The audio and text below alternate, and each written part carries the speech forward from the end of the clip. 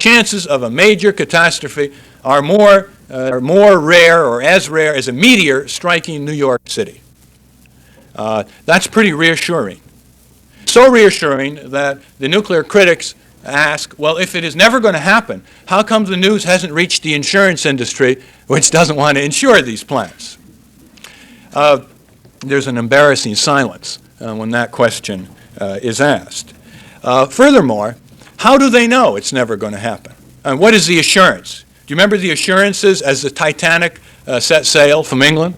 You remember the assurances in our space program that nothing was going to be sacrificed for safety, and yet not only was there the Apollo fire, but there were various rocket failures in the Apollo engine on Earth, which weren't ever supposed to happen. And if we look at the history of nuclear plants, what will the pro-nuclear people tell us? They will say there's never been a single civilian fatality from a commercial nuclear plant. And the critics of nuclear power proceed to say, how do you know? Whereupon the proponents say, we have records. Well, first of all, radioactivity, when it is released, unless there's a massive dose, does not claim its victim right away.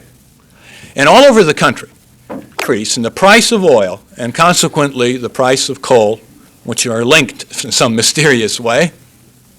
In the last 2 years, nuclear power would be considered uneconomical even to its proponents. The only reason it is now still struggling along is basically twofold. One, the price of its competing fuels, oil and gas, has gone up sharply. Number two, the subsidy of nuclear power is not very visible to people. And so the industry says that the electricity from nuclear power is half or three-quarters or less the cost of it from oil or coal. And they're only taking into account, at best, the operating costs. They don't take into account the cost to the consumer when the plants are shut down. They don't take into account the insurance subsidy. They don't take into account the cost of guarding the whole massive installation around the country, the cost of storing the waste, the cost of decommissioning the plants in 40 years when they're worn out, which can be almost as expensive as building them in the first place. It's all hot stuff. What do? You either entomb them forever or you chop them up into smaller pieces and you've got a radioactive waste problem all over again to put away permanently. They don't include the costs of the government's budget, multi-billion-dollar budget, that is the backstop of all of the nuclear industry. And they don't include the cost of what happens when Westinghouse and General Electric and other manufacturers of reactors promote the use and the purchase and use of these reactors in underdeveloped countries whose infrastructure is completely incapable of even protecting their own population. How many times do you read in the paper these small squibs? Bus goes off cliff in Brazil. Russia is an enormous vested interest of scientific, technological, and bureaucratic commitment into nuclear power, and they don't want to admit that it was a mistake. Privately, they will have serious reservations when you talk to them.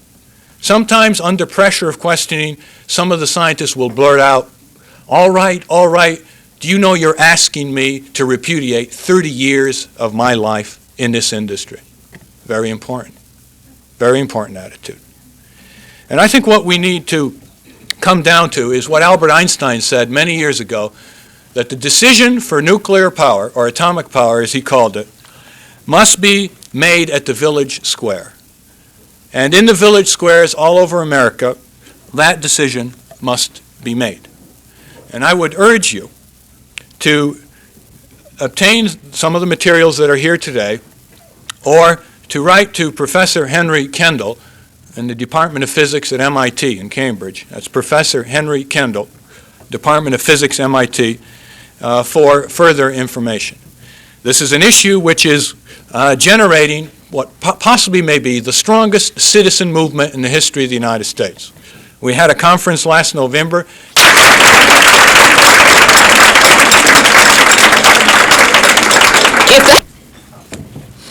Yes, most definitely. It's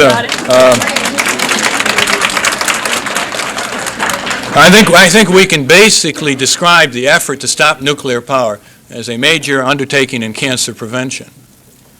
We want to look at it basically.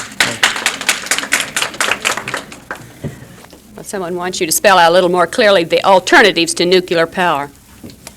Yes, one alternative, that is what we can save in the next 15 years is more than what nuclear power can give us. Well, that's one good alternative right there.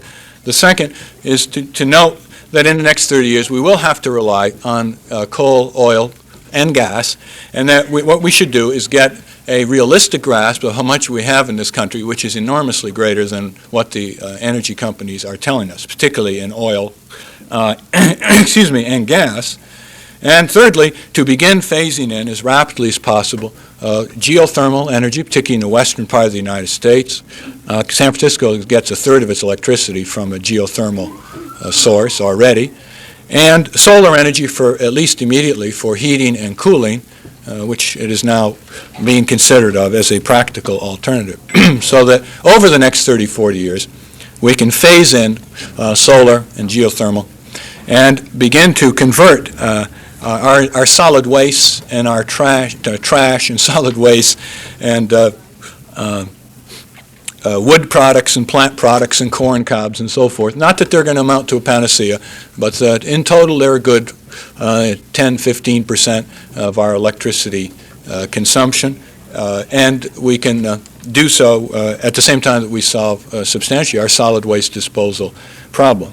The nuclear weapons problem is really tied up with nuclear power, and it's perhaps much more serious, so that one can see people being concerned at the same time about both. And, some people feel that one is beyond their reach, and at least nuclear power is within their reach of doing something, but they really are both different sides of the same type of technology and risk.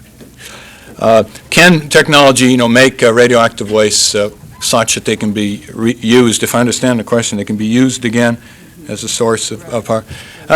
One always can leave open the possibility, but we should not go forward until they solve that problem. See, I think it's folly to continually construct nuclear power plants and have the government and utility companies say, don't worry, we'll find a solution to the waste.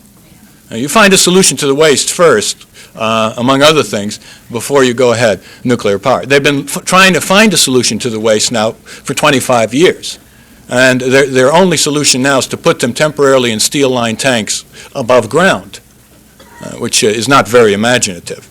However, it may take care of the next few years, assuming no sabotage, leaks, earthquakes, etc. I'd like to suggest a very concrete proposal that is now circulating around the country and will be introduced in state legislatures all around the country. It's what we've called the Residential Utility Consumer Action Group. And in brief, here's how it would work. Every time you get your monthly electric telephone,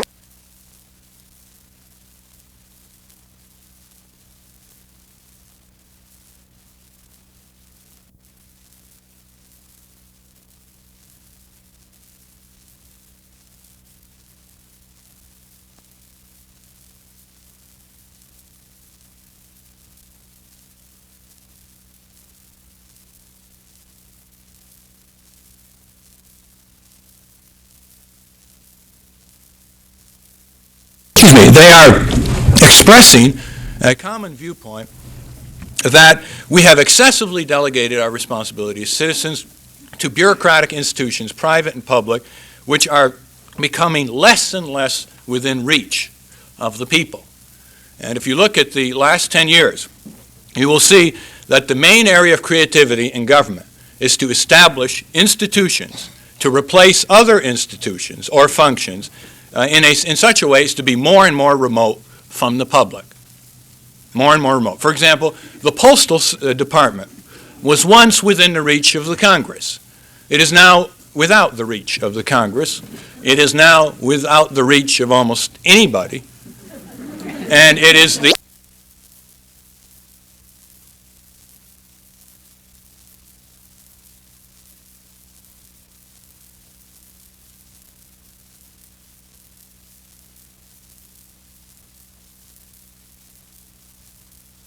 because of telephone or electric or gas prices or service, what happens? The creativity of government comes in, and they establish fuel adjustment clauses, which are automatic pass-throughs. They establish proposals, which are now before Congress, compliments of the Ford administration, to permit plants under construction to qualify as part of the rate base. They permit all kinds of circumventions of even the traditionally less than adequate regulatory process. Our passenger railroads begin to go the way of the Australian dodo. So the creativity of government is to create Amtrak. And Amtrak, of course, is seeing a citizen consumer movement, which as it increases its success, produces a kind of backup response by the government to circumvent, undermine, or retreat into even more and more darker corridors in the public sunshine in order to achieve their purposes. And so we're sort of at a crossroads now, and the kinds of proposals that must be put forth are the kinds that prevent that kind of circumvention and that kind of undermining. And one can point out a few of these kinds of proposals to illustrate what is meant.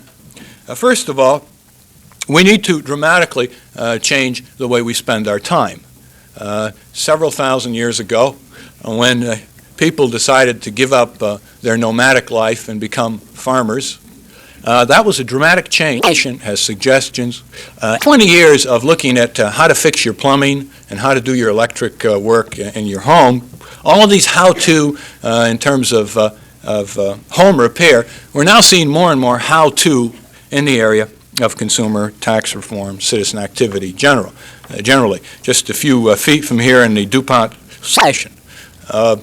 It's not simply a matter of prevention of waste. It's a matter of developing a sound basis of how much energy we have in this country and how much new energy sources we can develop. Now, we've heard a lot about solar energy, for example, and that's going to be the energy future of the world. The only disagreement is whether it's going to start now or it's going to start in the 21st century. But even the most pro-nuclear enthusiasts know that they can't hold off the sun forever. The problem with solar energy is that it potentially is too cheap, and that's very disturbing. The curve for the price of oil, gas, and coal, the companies can see is always going to go up. The prices are going to go up, up, up. They are relatively finite, but more important, they are controlled. It's hard for you to, just dig into a coal mine and get your coal. Certain companies own them. They own the rights, so they own access to them, or they own them outright. And because of that, their price can be manipulated substantially. But what do you do about the sun? The sun, first of all, has several sins that it's committed from way back, long before Adam and Eve. It's, first of all, infinite. And how do you price an infinite source of energy? The sun's energy will never go up in price, like oil will or coal. And being infinite, it's a threat to the kind of pricing control that companies want to feel secure in. Second, it's everywhere. Hard to embargo, cartelize, hold it back. You're not going to have capped-in radiant lines from the sun or anything. It's everywhere. Third, it has a nasty capability of going direct to your home, bypassing your friendly utility and oil company. Fourth, it can be brought to you in some form of small technology, like collectors on your roof. The smaller and more decentralized the technology that the sun can be funneled through. And I'm not just talking about radiant power, but it could be wind power, other forms of solar energy. The less likely it's going to be controlled by a few giant corporations. And for these reasons, the interest in solar development has not been very high in industry, and that has spilled over in terms of government's disinterest, because government usually does research in the area that the industries want it to do research in, namely nuclear. The nuclear power industry has been the beneficiary of billions and billions of taxpayer dollars that led to the development of nuclear technology, which was then just in effect given over to the utilities. And that major subsidy is very rarely calculated when people say, what is the price of electricity from nuclear power? As it now stands, there is an enormous divergence of approaches on nuclear power. You hear a pro-nuclear power person talk, and then you hear an anti-nuclear power person talk, and they are very, very far apart. The only place where they are in common agreement is that in every nuclear power plant, and there are 52 now, with 1,000 scheduled for construction by the year 2000, in every nuclear power plant, there are enormous amounts of deadly radioactive material. The estimate is that the Calvert Cliffs plant, once it gets underway, will contain 2,000 times more radioactive material than the fallout from the Hiroshima weapon. This radioactive material is not in a structure that's going to explode like a bomb.